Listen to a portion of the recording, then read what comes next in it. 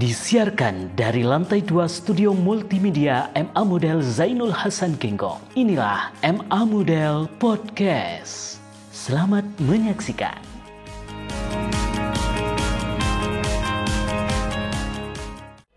Assalamualaikum warahmatullahi wabarakatuh. Halo semuanya, kenalin aku Aurela Balkis. Kali ini kita bakal berbincang santai dengan salah satu narasumber kita. Beliau adalah guru paling senior di Madrasah Aliyah Model. Beliau mengajar sejak tahun 2003 hingga sekarang. Asal beliau adalah Situbondo. Dan yang paling menarik adalah beliau mampu menghatamkan hafal Al-Quran 30 juz dan juga menghafalkan Alfiyah sebanyak 1002 bait dalam keadaan sudah memiliki anak 2. Beliau adalah Ustadz Abdullah. Assalamualaikum Ustadz. Waalaikumsalam warahmatullahi wabarakatuh. Apa kabar Ustadz? Alhamdulillah bi khair. Ustadz boleh ceritakan gimana asal mula Ustadz bisa ada di MA Model? Kan Ustadz itu sebagai guru paling senior gitu Ustadz di sini. Saya alumni Pondok Pesantren Zainul Hasan. Saya mondok dari tahun 89, masih nututi almarhum Kiai Hasan Saiful Rijal. Kemudian lulus aliyah itu tahun 97. Setelah itu saya mengabdi di MI Zaha. Kemudian ketika MA Model berdiri tahun 2003, tahun 2002 saya sudah nikah. Kemudian dari rumah, awalnya saya berangkat dari Jember. Sudah sewajibnya bagi kami yang merupakan alumni pondok pesantren ini mengabdikan ilmunya di pondok ini. Maka ketika ada MA Model berdiri pada waktu itu, kami mengabdikan diri di situ mulai tahun 2003 sampai sekarang. Berarti sebelum bangunannya di sini Ustadz sudah ada di sini Ustadz ya? Iya, sudah dari 97 sampai 2002 itu saya ngajar di Ibtidaiyah. Oke, dengar-dengar juga nih Ustadz itu katanya sudah berhasil menghafalkan Al-Quran ya Ustadz ya, dan sekaligus Alfiyahnya juga. Boleh Ustadz ceritakan sedikit gimana perjalanannya Ustadz dalam menghafalkan Al-Quran dan Alfiyah Ustadz? Kalau Alfiyah itu saya menghafalkan mulai dari Ibtidaiyah kelas 6, cuma tidak istiqomah ketika masih di pondok dulu. Kelas 6 itu, kelas 6 Ibtidaiyah saya belajar Alfiyah itu cuma nyampe di bab maf'ul fih di dzaraf itu sekitar 300 bait, baru kemudian di sanawiyah kelas 2 itu hafal sampai di malayan sharif, tetapi tidak istiqomah, berhenti lagi gitu. Kemudian nyampe di aliyah kelas 2 itu alhamdulillah sampai selesai. Berarti selesai menghafalkan kelas 2 aliyah Ustadz ya? Iya, yang alfiyah. Terus kalau yang Al-Quran itu kami sebenarnya tertarik dengan program MA Model dulu sekitar 10 tahun kalau tidak salah, 10 tahun yang lalu itu ada program bagi santri itu ditarget tiap semester itu 1 juz, 1 semester 1 juz. Diharapkan alumni MA Model itu setelah lulus itu hafal 6 juz, cuma terlalu berat barangkali dirasa, di mana anak-anak itu masih banyak tagihan-tagihan pelajaran yang lainnya, sehingga program itu tidak berjalan, program 1 juz 1 semester. Tapi kami waktu itu tertarik ketika anak-anak sudah diwajibkan untuk menghafal 1 juz 1 semester, maka mulai sejak itu kami mulai menghafal Al-Quran mulai dari itu, dan alhamdulillah istiqomah. Dan saya waktu itu sudah punya anak 2 sebenarnya waktu menghafal itu. Berarti menghafal dalam keadaan sudah mempunyai anak 2 Ustadz ya? Iya, alhamdulillah. Jangka waktunya Ustadz menghafalkan Al-Quran? Kurang lebih 5 tahun karena banyak kesibukan di mana masih ngajar, masih banyak kerjaan di rumah, dan sebenarnya itu bukan target utama harus tuntas dalam sekian tahun, tidak, tetapi harapan saya sebenarnya bagaimana Al-Quran itu saya hafal sedikit demi sedikit dan bisa dibawa sampai akhir hayat, itu tujuan kami. Dan untuk saat ini berarti Ustadz sudah selesai Ustadz 30 juz? Ya alhamdulillah, sekalipun masih belum mungkin benar, sekarang masih proses menata hafalan itu dari terutama yang mulai dari juz belasan ke akhir itu. Kalau dari juz 1 sampai juz 10 itu saya biasakan di murojaah dalam sholat sunnah, terutama kalau dalam sholat sunnah sendirian, terutama sholat sunnah qobliyah, ba'diyah, kemudian sholat tahajud, sholat witir, seperti itu. Kalau misalnya dalam sholat itu kan biasanya kita banyak godaan gitu ya Ustadz ya, kayak males lah gitu Ustadz terutama. Bagaimana cara Ustadz untuk terus menjaga keistiqomahannya Ustadz gitu? Yaitu harus punya komitmen dan punya niat dan punya target, terutama target itu yang paling dipentingkan. Bagaimana target murojaah dalam satu hari itu harus selesai. Target saya itu banyak sebenarnya. Kalau harian itu saya punya target harus murojaah selama 5 pakai Quran Mujazza itu. Kalau dulu pernah pakai sistem dari Lirboyo itu Fahmi Bisyaukin, surat Fatihah, surat Al-Maidah dan seterusnya selama 7 hari. Kemudian dirasa kurang cepat gitu dalam murojaah, sehingga perputarannya itu sampai 7 hari. Kemudian saya tingkatkan menjadi 6 hari pakai Quran Mujazza yang 5 juz itu harus selesai. Itu target murojaah di luar sholat. Kemudian saya juga punya target murojaah dalam sholat sunnah.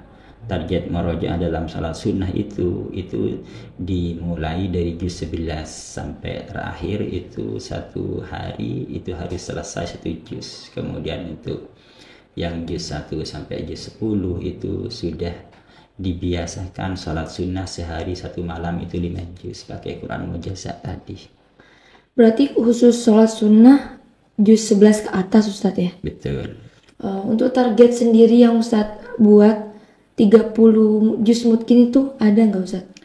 Kalau target itu harus punya. Target kami sebenarnya kemarin itu ditarget di waktu puasa Ramadan itu sudah selesai, tapi masih perlu proses lebih lanjut.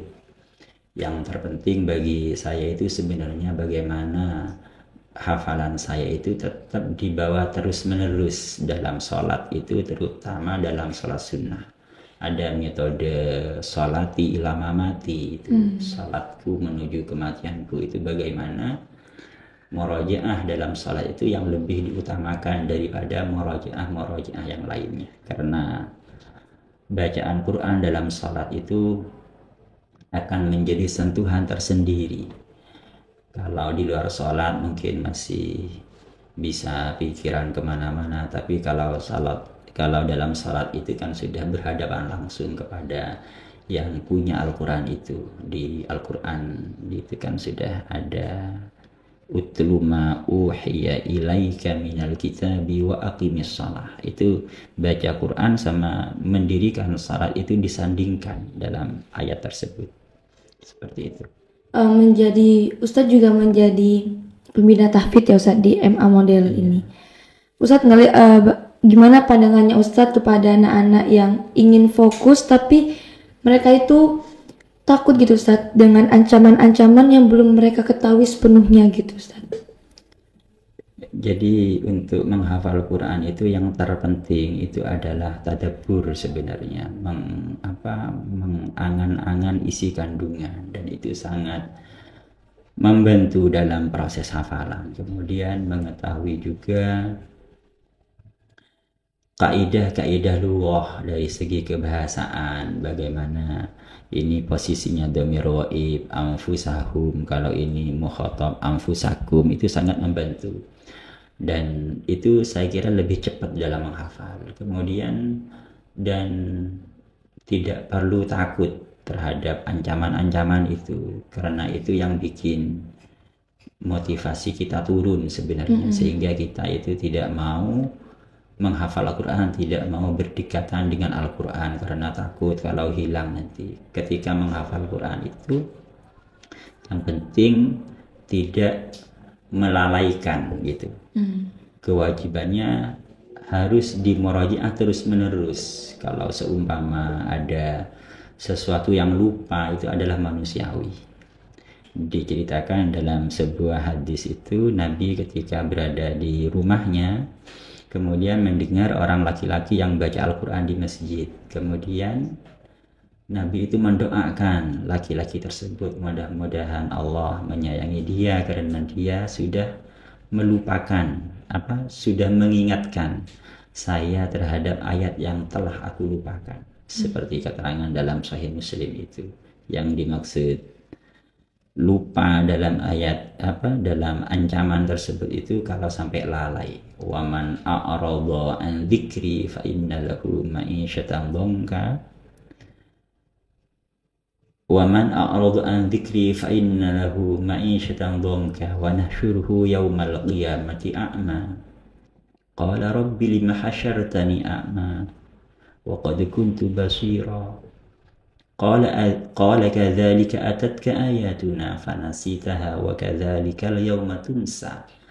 Lupa itu yang dimaksud yang man a'rada itu tadi. A'rada itu dalam arti sudah berpaling, sudah moh lagi, sudah hafal, dibiarkan hafalannya. Itu yang dimaksud berpaling.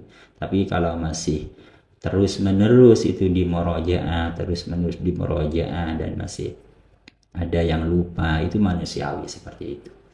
Untuk strateginya Ustadz atau ada cara khusus, kan secara gitu Ustadz sudah memiliki anak 2, kesibukannya udah beda gitu Ustadz ya, tapi Ustadz tetap mampu menghatamkan gitu Ustadz. Ada cara khususnya atau gimana Ustadz? Pengalaman saya ketika menghafal itu punya target pertama. Target saya ketika baru menghafal itu per hari itu saya target 1 lembar. Itu ziyadahnya Ustadz? Ziyadah. Pertama itu 1 lembar di hari pertama, kemudian terus menerus di murojaah 1 lembar selama sehari semalam. Kemudian di hari kedua nambah lembar kedua. Di samping itu juga murojaah di yang kemarin itu sudah 2 lembar. Di hari ketiga nambah lagi 1 lembar. Baru kemudian di murojaah terus menerus yang 3 lembar itu, karena di hari keempat sama di hari kelima itu istirahat, tidak ziyadah, sudah murojaah yang fokus 3 lembar itu. Baru selama 2 hari itu Ustadz ya? Selama 2 hari. Baru kemudian di hari ke-6 itu nambah lagi ziyadah di lembar keempatnya. Di hari ke-7 itu ziyadah di lembar kelimanya. Berarti pada tanggal 8, 9, 10 di hari 8, 9, 10 itu nanti fokus yang 5 lembar itu tadi selama 3 hari. Di hari ke-11 sama seperti cara yang dilakukan di hari pertama tadi sampai di hari ke-17. Berarti di hari ke-17 itu sudah selesai 10 lembar. 10 lembar itu sudah selesai 10 juz. 1 juz. Di tanggal 18, 19, 20, 21 sampai di hari ke-30 itu fokus murojaahnya 1 juz. Bayangkan kalau 1 hari 1 malam diulang-ulang terus 1 juz itu enggak mungkin gimana. Kalau cuma 1 juz hafalannya. Di bulan kedua juga sama, nambah seperti itu. Seperti metode yang awal. Betul. Di bulan ketiga, bulan keempat, bulan kelima, sampai bulan ke-10. Itu kalau pengalaman pribadi saya. Setelah nyampe 10 juz, 10 bulan itu berhenti di situ. Karena sudah banyak yang mau di murojaah. Istirahat selama 3 bulan. Itu fokus murojaah, Ustaz. Fokus murojaah. Baru kemudian di bulan berikutnya, di bulan ke-14 itu nambah lagi 1 juz, nambah lagi, kemudian nambah lagi, kemudian setelah itu ada musibah waktu itu. Anak saya yang ketiga lahir dan membutuhkan biaya yang banyak, pikiran pecah, kemudian konsentrasi pecah, sehingga selama 7 bulan saya itu berhenti ziyadah, tapi harus tetap di murojaah yang sudah 13 juz itu. Jadi ada istirahat 7 bulan tetapi tidak ziyadah, fokus di murojaah.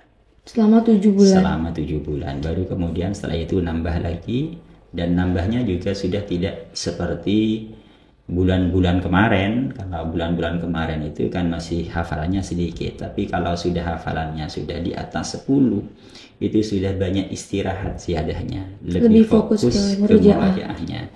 Jadi kalau saya hitung itu kurang lebih selama 5 tahun itu, 5 tahun saya bisa menyelesaikan itu. Kayak itu tuh Al-Qur'annya Ustaz, metode yang Ustaz gunakan. Kalau alfiyahnya sendiri sama kayak Kalau alfiyah sebenarnya saya sekarang sudah fokus di murojaah. Karena alfiyahnya saya hafalkan ketika di aliyah kelas 2. Murojaah alfiyahnya itu saya biasa pakai ru'us alfiyah itu cuma ada depannya tok, seperti kalamuna titik-titik gitu. Kalamuna kata kuncinya aja, kata kuncinya saja, depannya tok. Ru'us itu kan kepalanya tok. Saya biasa itu dibaca tiap Jumat 250 bait per Jumat. per Jumat. Jadi 1 bulan itu selesai 1000 bait. Dicicil gitu Ustaz ya. Dicicil. Ustadz sebagai pembina tahfidz ada nasihat atau pesan buat santri-santrinya? Pesan saya kepada santri-santri itu, jadikan Al-Quran itu sesuatu yang paling utama, karena sesuatu yang bersamaan dengan Al-Quran itu adalah sesuatu yang paling istimewa. Seperti pesannya Syekh Ali Jum'ah itu, Lailatul Qadar kenapa menjadi malam terbaik? Karena di malam tersebut diturunkannya Al-Quran. Inna anzalnahu fi lailatul qadr. Bulan Ramadan kenapa menjadi bulan yang paling baik? Karena bulan Ramadan diturunkan Al-Quran. Syahrul Ramadan alladzi unzila fihi Al-Quran, dan seterusnya. Kemudian kenapa malaikat Jibril itu menjadi malaikat yang paling baik? Karena malaikat Jibril itu adalah malaikat yang membawa Al-Quran. Kemudian kenapa Nabi Muhammad menjadi Nabi yang paling utama, yang paling istimewa? Karena Al-Quran diturunkan kepada Nabi. Bagaimana kalau hati kita itu senantiasa ada Al-Quran di dalamnya? Maka tentu hati kita itu akan menjadi hati yang paling istimewa. Maka itu adalah pesan saya kepada anak-anak, jangan sampai melalaikan Al-Quran. Paling tidak 1 hari 1 malam itu harus baca Al-Quran. Kalau bisa dihafal, ziyadah murojaah seperti itu. Oke, sangat masuk sekali ya Ustadz pesannya Ustadz. Ada pesan juga nggak Ustadz bagi orang-orang yang baru mau memulai atau mungkin udah berkeluarga mungkin Ustadz? Memulai Al-Quran itu kapan saja bisa. Sekalipun punya anak seperti saya masih, yang penting ada kemauan itu tadi, ada kemauan. Karena sedikit demi sedikit, bukan seberapa cepat dalam menghafal, tetapi seberapa lama bertahan Al-Quran itu dalam hati kita. Maka sedikit demi sedikit dicicil, terus dicicil seperti itu. Yang penting punya keinginan kuat dalam menghafal, itu saja. Oke Ustadz, terima kasih Ustadz untuk podcast kali ini. Terima kasih sudah memberikan banyak nasihat kepada kita semuanya. Semoga bisa diamalkan Ustadz. Amin. Ya amin. Terima kasih juga udah meluangkan waktunya untuk bisa hadir di podcast juga Ustadz. Oke, sekian dulu video podcast kita hari ini. Jangan lupa untuk klik tombol like, subscribe, dan juga komen. Kira-kira kita mau upload video apa nih untuk minggu-minggu ke depannya. Oke, saya Aurel Balkis sebagai podcaster hari ini. Pamit. Dan Ustadz Abdullah sebagai narasumber. Assalamualaikum warahmatullahi wabarakatuh. Waalaikumsalam.